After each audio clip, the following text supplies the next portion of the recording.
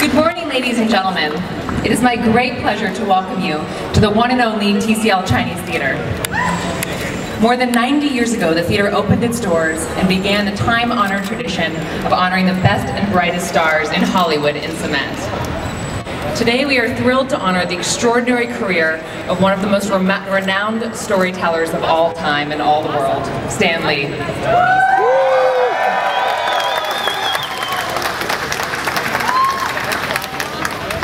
For more than 7 decades, Stan has captivated billions of people with his incredible skills as an artist and storyteller on the pages of some of the most popular comic books in the world.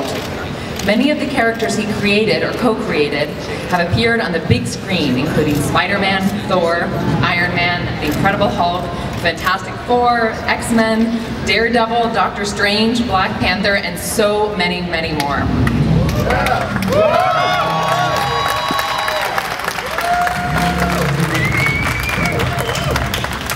It's very fitting that Stan will be leaving his imprints in front of a theater where tens of thousands of fans have enjoyed movies based on his characters that he's created over the years.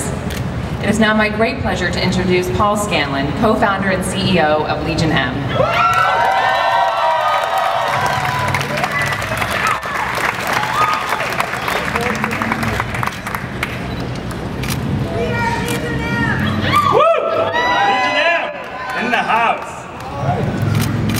Good morning, everybody. The immeasurable power of fans. It's the driving force behind our new company, Legion M, and it's the reason we're all here today. And no one represents the power of fans more than Stan Lee.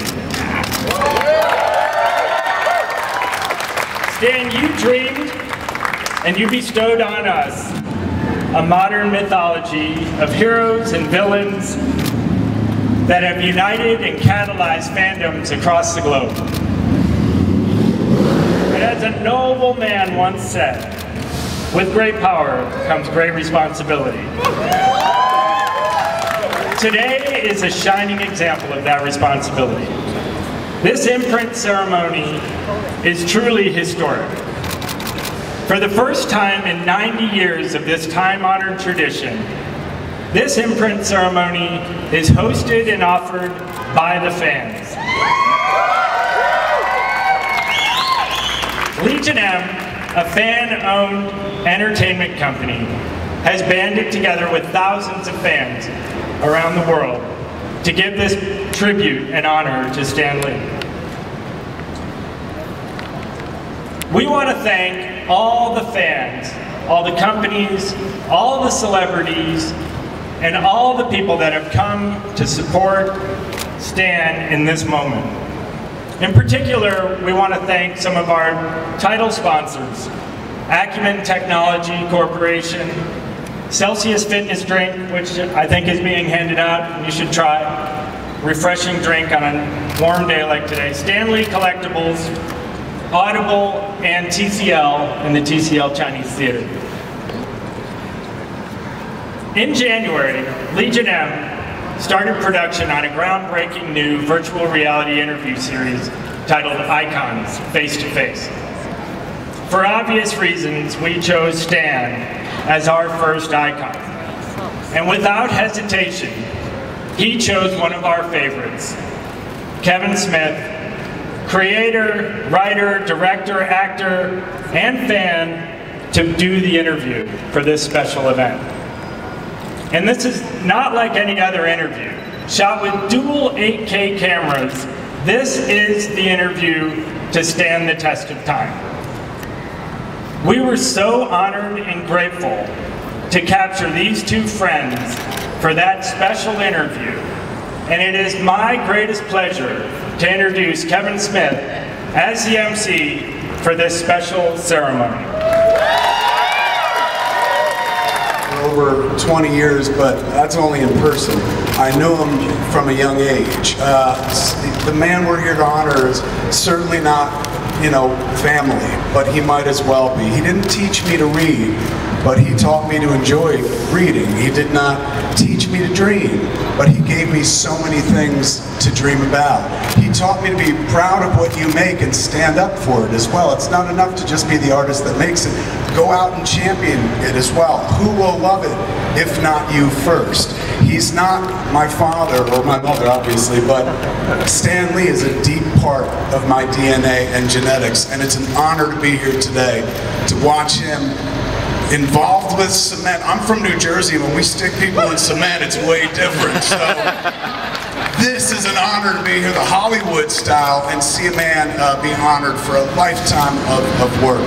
Just a brief history of my time with him.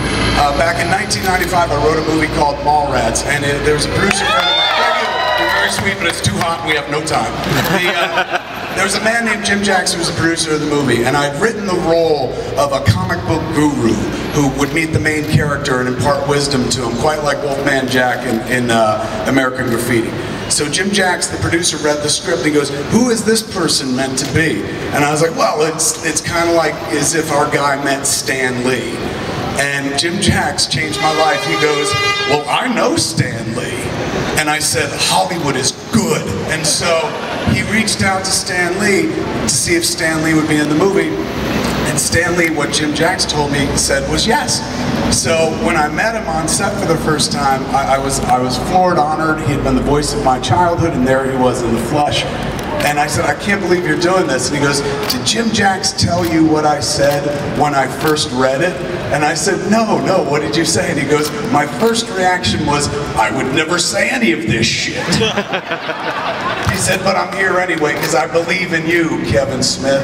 Stan Lee believed in me from a young age. Years later, you know, we made that movie Mallrats. It died hard. Nobody liked it and stuff. Years later, the Marvel Cinematic Universe was born, and Stan Lee has been in every one of those movies. So Stan has never missed an opportunity to remind me. He's like, "You cast me in my lowest grossing film of all time." And I said, "Yeah, I know." He goes, "I read an article one day that says my box office combined is as big as Will Smith's." And I said, "Well, let's try to add to that. Come be in my next movie." And he came to be in a movie I did called Yoga Hosers, which nobody saw. And so the next time I saw Stan, he goes, "You're ruining my curve." Today we're not going to ruin his curve. Today we're actually going to honor the man, and we're going to bring up a bunch of people to talk about the glory that is the man behind Marvel, the man behind our imaginations, Stan Lee. First off is a guy who picked up Stan Lee's great work and brought it into the modern age. If the comic books were the promise of something wonderful, the Marvel Cinematic Universe has fulfilled on that promise, and the modern day Stan Lee, the architect of that, my favorite current storyteller on the planet, is the next man who's going to speak. Give it up for the amazing Kevin Feige, ladies and gentlemen.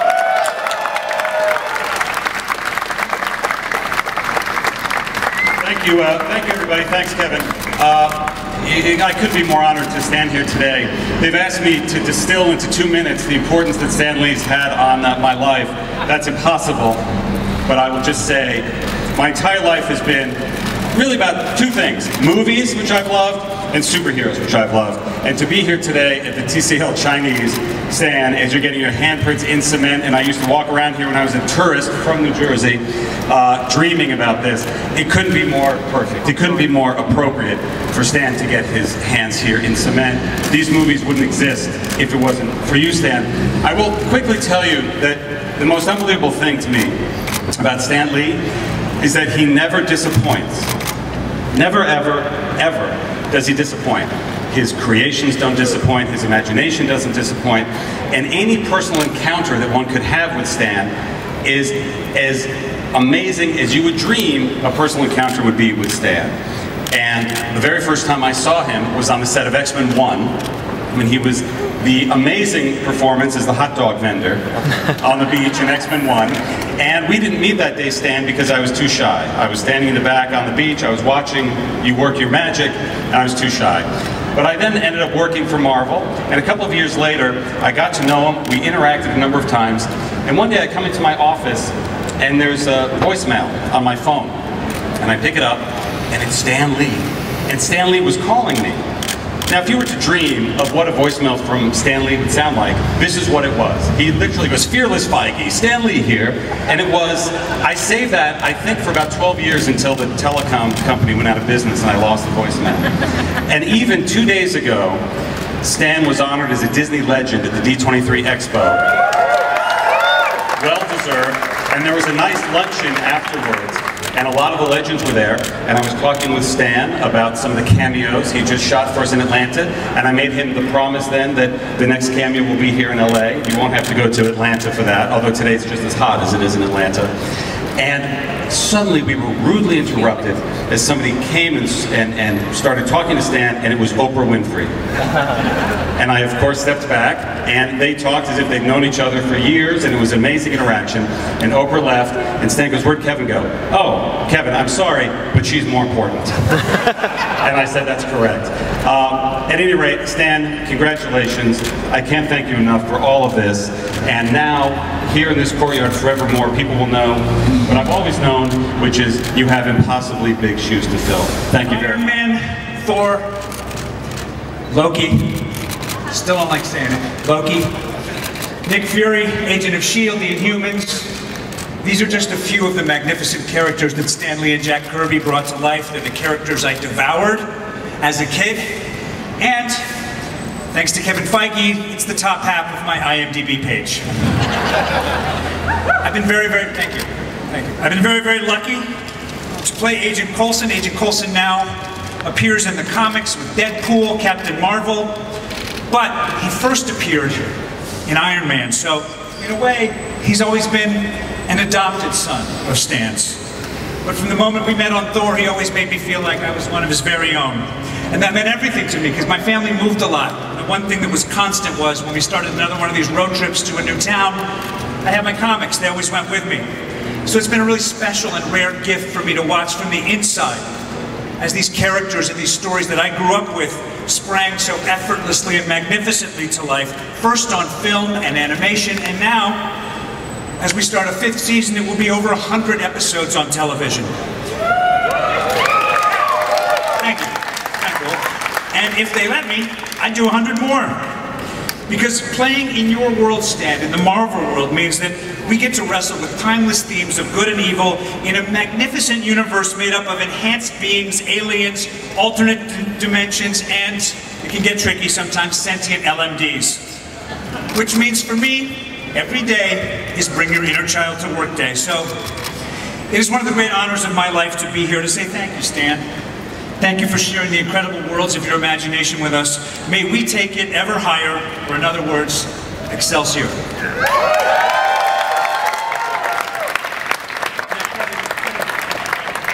But then, I saw the trailer for Black Panther, and I said, there's a reason to stay alive for a little longer.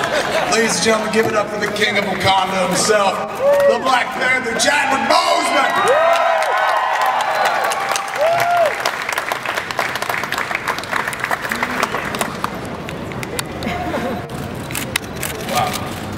I'm gonna be sweating up here like a Baptist minister. Forgive me. There are a host of proverbs, sayings that are used when you describe men who are mavericks, visionaries. One man said, "As a man thinketh, so is he." Another man said, "Words have power." In the Matrix, and forgive me for using an alternate reference here, the Oracle says, "Would you have broken it if I hadn't said it?" Right?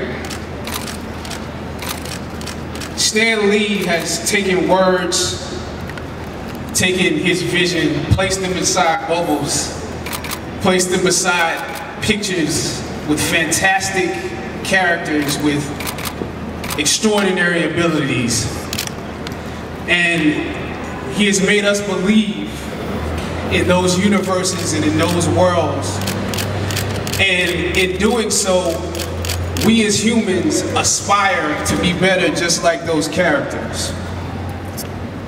Those stories have helped us get through cancer. They have helped us when we were bullied at school. They have taken the pressure off us when the daily weight of life is just too much. And in aspiring to be better, the characters have shown us what it means to have extraordinary power, for sometimes we also have power. It shows us how to use that power. The difference between an enemy and a superhero is that responsibility, how they use that moment. This has never been exhibited better than when Stan Lee created Black Panther. When he created Black Panther, he created it in a time, it's 1966, you have to think about what was going on in that time. Vietnam War, Civil Rights Movement, the beginning of the Black Power movement, and the ideologies that were spoken of, that were displayed in Black Panther. You have to think about, it's beyond civil rights, it's Black empowerment. We as African Americans were not just victims, we're not just the colonized, we're not just slaves. We were kings and queens. We were an advanced scientific nation. We were proud. We had secrets. We had abilities beyond what other people knew. So when I think of what you did and the time you did it in, and I think of the fact that many people thought that that would be an impossible movie to make, right? The best creators are those who create things that continue to assist in the creative process, that continue to generate. We as human beings are an example of that. But the stories continue to create. It's exhibited in the fact that we have live action films, we have animations, the stories continue to be written by great writers, but they were first created inside his mind and inside others' minds. Stan Lee, what you have done is godly to a certain extent. So the impression that you have made is just, and we will see right here, is just an example of the impression that you have made on all of us. So I thank you as T'Challa, as Black Panther, and I ask the question again, would it have happened if he hadn't said it, if he hadn't written it, if he hadn't drawn it? No, it would not.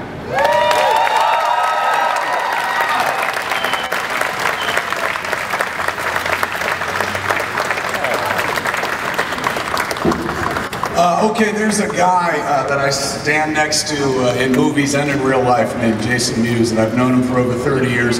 One of our first conversations we ever had, he was about, I guess he was 15 at the time, was... Here, something I've spoken. Here's the sort of the rare hope that we have. We lock ourselves into rooms 10 hours a day, 12 hours a day, trying to hone our craft, whether it's writing, whether it's drawing, or whether it's trying to teach ourselves music, to sing, or to act. We have to do it away from you so that we can feel confident enough that we can go out in public. We hope all that time is spent so that we can maybe come up with one, maybe two things in our lifetime that will touch you, that will make some kind of small, minor impact, one or two. And then we meet the people who've not only done that, but they've done it 100 times. Stan Lee has thousands of characters at his disposal. And it is the rare person that we can talk about that not only creates characters that make an impact in our lives, but make an impact around the globe. His characters are touching the globe right now. And we can only hope as artists to have a fraction of that impact. The great gift, and I've known Stan Lee, I first met him over 40 years ago, but I've known him personally for 30 years. The great gift that I've seen Stan Lee is not only creating his characters, and we all know those, and people have spoken eloquently about it, but what he's also done, for any of you that had the good fortune to meet him, is he creates moments with each one of us. If you've been either a director, or a publisher, or a friend, or a casual fan who's had 12 seconds, Stan Lee, I have never not seen this with my own eyes, and I have been around him with thousands of people in front of him. He has never created a situation where somebody didn't feel special at that moment. So the talent that he has, and I think we should bottle it, and we should actually write books, and how to treat other people, how to treat your fans, and how to be humble given that you've climbed at a high altitude. I'll recant very quickly the moment he touched me. I was 16 years old. I was a fan. I happened to be in Florida. I didn't even know there was a convention going. Stan Lee was one of the guests. He was outside. He was sitting at a table. Not that many people around him. And I asked him a simple question because I was a geek. Stan, Mr. Lee, is it okay if I sit next to you today? I just want to listen to you talk. I just want to be near greatness. And I just want to ask you questions when people aren't around. And he said yes. He didn't even hesitate. I recall that he just said, Todd, here's a chair. He pulled up a chair for me. And he let me sit there for 8 hours just being there. I now have the good fortune that I break into comic books and I get to draw his characters and I get to make some impact on the characters that are now impacting the world. And it's a great, great day to be here. And the only thing that would make it better is if Joni was here.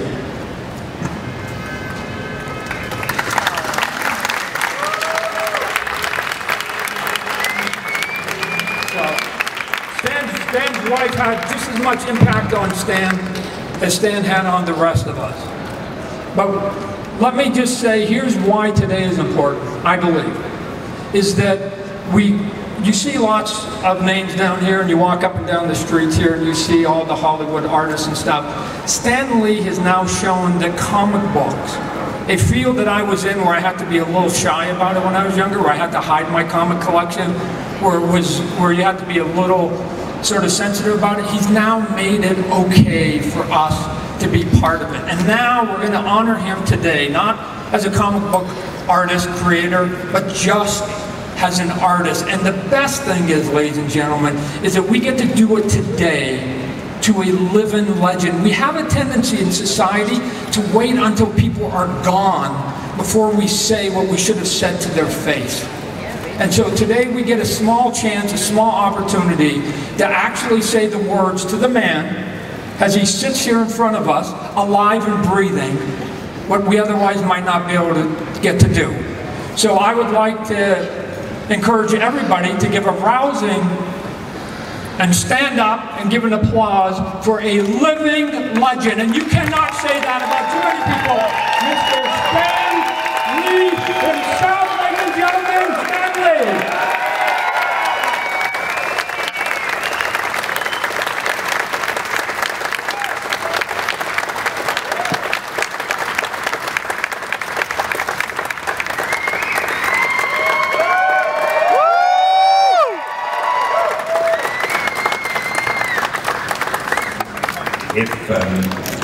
If I had known I was so good, I'd have asked for a raise. I can't tell you what this means to me. I'm thrilled, I'm overwhelmed, and if I'm half as good as everybody said I am, I'm far too good to be wasting time with ordinary people. But I seem to be spending my life with ordinary people who are the best people in the world. I've been the luckiest man in the world because I've had to have the right friends is everything. People you can depend on, people who tell you the truth if you ask for something. I've been lucky in that area. Been lucky to have a wonderful wife.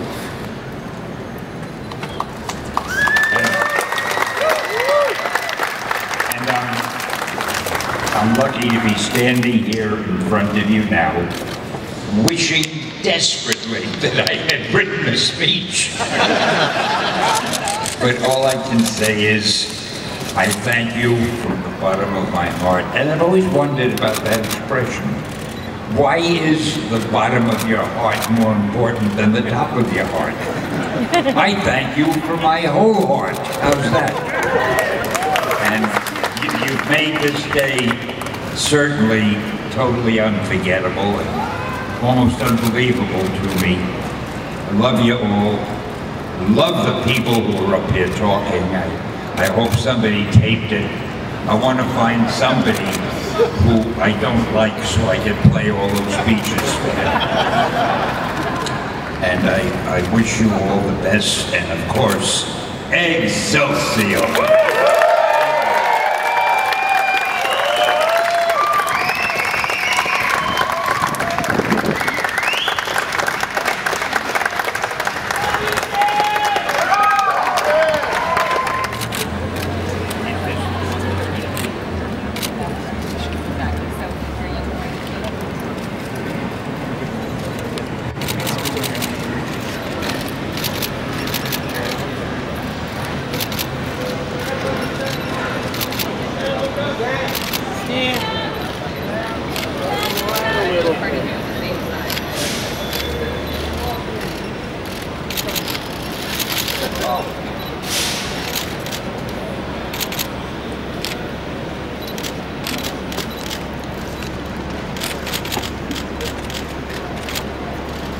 It's not easy.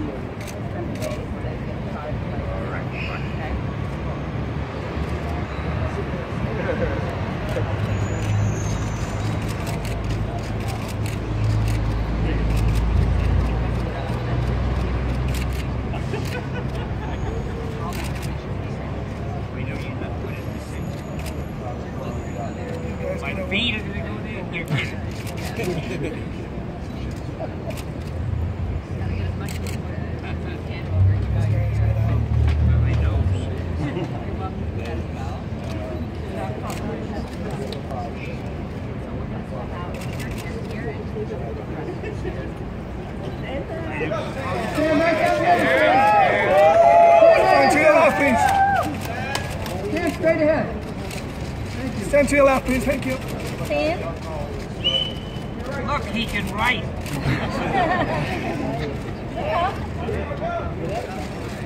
Still looking to your left, please. Okay, what happens now? To your left, please.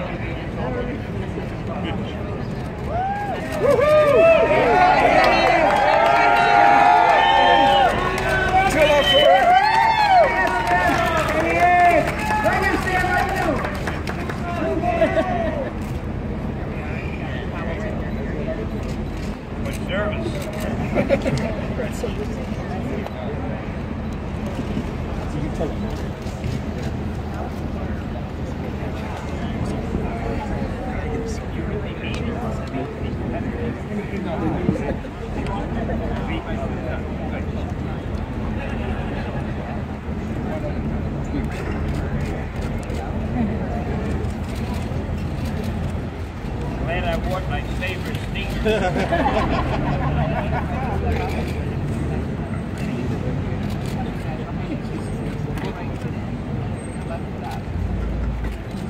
Keep my right foot in. There you go. Whoa. Yeah. Woo!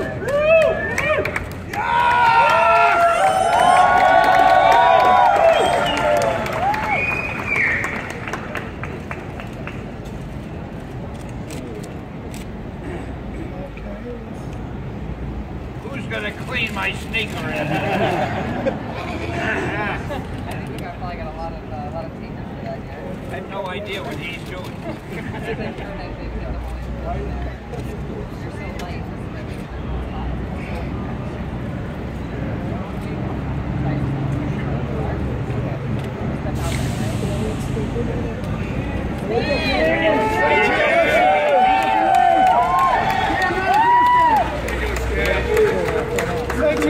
Please. Somebody's gotta come and rescue me.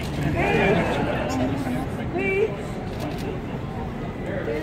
All right,